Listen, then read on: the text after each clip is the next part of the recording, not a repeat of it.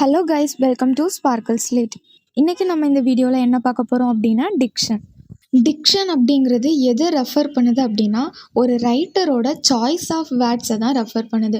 இப்போ ஒரு ரைட்டர் இருக்காங்க, அவங்க நாவல் எழுதலாம், ப்ளே எழுதலாம், எதுனாலும் எழுதலாம். ஆனால் அவங்க எழுதுகிற அந்த விஷயத்தில் அவங்க எந்த மாதிரியான வேர்ட்ஸ் யூஸ் பண்ணுறாங்க அப்படிங்கிறது தான் நம்ம டிக்ஷன் அப்படின்னு சொல்கிறோம். இந்த டிக்ஷன் ஒரு ஸ்பெசிஃபிக்கான மீனிங்கை கன்வே பண்ணுறதுக்கு ஹெல்ப் பண்ணுது. ஆத்தர் என்ன நினைக்கிறாங்க, ஆத்தர் என்ன சொல்ல வர்றாங்க அப்படிங்கிறத கன்வே பண்ணுறதுக்கு ஆத்தரோட சாய்ஸ் ஆஃப் வேர்ட்ஸ், அதாவது இந்த டிக்ஷன் வந்து யூஸ்ஃபுல்லாக இருக்குது.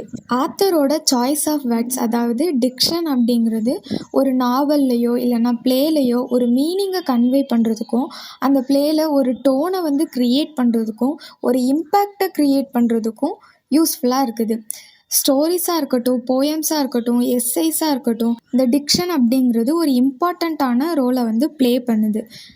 ஆடியன்ஸ் ரைட்டர் கூடயும், ரைட்டர் எழுதுகிற அந்த ஒர்க்கு கூடயும் கனெக்டிவாக இருக்கிறதுக்கு ஹெல்ப்ஃபுல்லாக இருக்கிறது தான் இந்த டிக்ஷன். இந்த டிக்ஷனில் நிறைய டைப்ஸ் இருக்குது. அந்த ஒவ்வொரு டைப்ஸும் ஒவ்வொரு பர்பஸ்க்காக யூஸ் பண்ணப்படுது. அதில் முக்கியமான டைப்ஸ் என்னெல்லாம் அப்படின்னா formal diction, informal diction, colloquial diction. First one, formal diction. Formal diction அப்படிங்கிறது ரொம்பவே ப்ராப்பரான வேர்ட்ஸ். இது எங்கெல்லாம் யூஸ் பண்ணுவாங்க அப்படின்னா அகாடமிக் ரிசர்ச் பேப்பர்ஸில், இன்விடேஷன்ஸில், இல்லைனா ஏதாவது அத்தாரிட்டிவ் பவரில் இருக்கிற ஒருத்தங்களுக்கு நம்ம லெட்டர் மூலமாக ஏதாவது ஒரு மெசேஜை கன்வே பண்ண போகிறோம் அப்படின்னா அந்த இடத்துல நம்ம இந்த ஃபார்மல் டிக்ஷன் வந்து யூஸ் பண்ணுவோம். இந்த ஃபார்மல் டிக்ஷனோட டோன் எப்போவுமே ரெஸ்பெக்ட்ஃபுல்லாகவும் சீரியஸாகவும் இருக்கும். இது ஒரு ஐடியாவை கிளாரிட்டியோடு நம்ம கன்வே பண்ணணும் அப்படின்னா அந்த இடத்துல நம்ம யூஸ் பண்ணுறது தான் formal diction. Second, informal diction.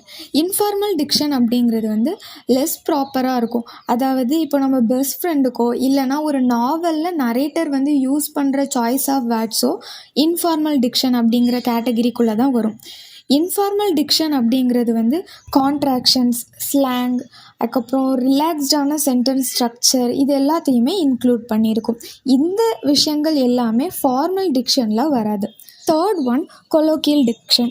Colloquial diction அப்படிங்கிறது நம்மளோட நார்மலான லைஃப்பில் நம்ம கூட இருக்கிற நம்மளோட best friends, family members, teachers, students, இவங்க எல்லார்கிட்டேயும் நம்ம நார்மலாக கான்வர்சேஷன் வச்சுக்கும் போது எந்த மாதிரி பேசுவோமோ அதே மாதிரியான வேர்ட்ஸ் எல்லாத்தையும் யூஸ் பண்ணி ரைட்டர் ஒரு விஷயம் எழுதுகிறாங்க அப்படின்னா அந்த இடத்துல அந்த ரைட்டர் கொலோக்கியல் டிக்ஷன் யூஸ் பண்ணியிருக்காங்க அப்படின்னு அர்த்தம். இந்த கொலோக்கியல் டிக்ஷன் அப்படிங்கிறது வந்து ஒரு particular group of people use பண்ணுற வேர்ட்ஸை கூட யூஸ் பண்ணி எழுதப்படலாம்.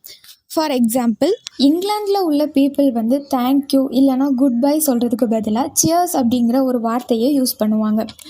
இந்த மாதிரியான வார்த்தைகளை ஒரு ரைட்டர் அவங்களோட ரைட்டிங்கில் யூஸ் பண்ணுறாங்க அப்படின்னா அது கொலோக்கியல் டிக்ஷன் கேட்டகரியில் தான் வரும். இந்த டிக்ஷன் அப்படிங்கிறது எதுக்காக இம்பார்ட்டண்ட் அப்படின்னு பார்த்தோன்னா, ஒரு ரைட்டிங்கில் ஒரு கேரக்டர் இருக்கிறாங்க அப்படின்னா அந்த கேரக்டரோட பர்சனாலிட்டியை ரெஃப்ளெக்ட் பண்ணுறதுக்கு இந்த டிக்ஷன் தான் ஹெல்ப்ஃபுல்லாக இருக்குது. அது மட்டும் இல்லாமல் ரைட்டர் சொல்ல வர்ற மெசேஜை கிளாரிட்டியோட எக்ஸ்ப்ரெஸ் பண்ணுறதுக்கும், மிஸ் அண்டர்ஸ்டாண்டிங்ஸ் இல்லாமல் தவிர்க்கிறதுக்கும் இந்த டிக்ஷன் தான் ஹெல்ப்ஃபுல்லாக இருக்குது. ஏன்னா சாய்ஸ் ஆஃப் வேர்ட்ஸ் அப்படிங்கிறது வந்து நாவல்லையும் சரி, ப்ளேலையும் சரி, எந்த விதமான ரைட்டிங்காக இருந்தாலுமே அதை ஆடியன்ஸ் ஈஸியாக அண்டர்ஸ்டாண்ட் பண்ணிக்கிறதுக்கு ரொம்பவே ஹெல்ப்ஃபுல்லாக இருக்குது. அது மட்டும் இல்லாமல் ஒரு இமேஜரி க்ரியேட் பண்ணுறதுக்கும் அந்த நாவலோட டோனை செட் பண்ணுறதுக்கும் இந்த டிக்ஷன் தான் மெயினான ரோலை ப்ளே பண்ணுற மாதிரி இருக்குது. அது மட்டும் இல்லாமல் ஆடியன்ஸ் கடைசி வர அந்த ரைட்டரோட ரைட்டிங்கோட என்கேஜிங்காக இருக்கிறாங்க அப்படின்னா அதில் முக்கியமான ரோல் ப்ளே பண்ணுறது என்னென்னா இந்த டிக்ஷன் தான்.